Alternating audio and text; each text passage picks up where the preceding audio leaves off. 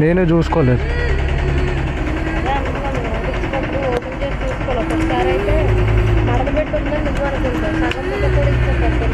వాళ్ళకు కూడా ఉంటుంది అయితే.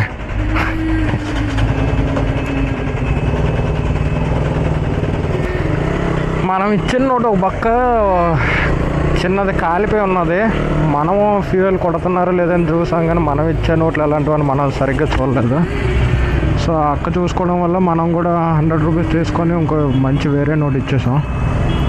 అక్క అంటున్నారు మనం డబ్బులు తీసుకెట్టేటప్పుడు ఎప్పుడైనా సరిగ్గా చూసుకోవాలి, లేకపోతే ఎక్కువ డబ్బులు ఇచ్చేటప్పుడు అగల్లా ఒక్కో ముక్కలు కూడా ఇచ్చేస్తారు. అలా ఎలా పోయి చేస్తారు? 100, 50కి అలాంటి పనులు చేస్తే ఎక్కడ మిగిలిపోతాయి అనుకుంటారు? మనం తీసుకునేటప్పుడు ఎంత జాగ్రత్తగా తీసుకుంటామో ఒకరికి ఇచ్చేటప్పుడు కూడా అంతే జాగ్రత్తగా ఇవ్వాలన్నమాట. అది నేర్చుకోవాలి.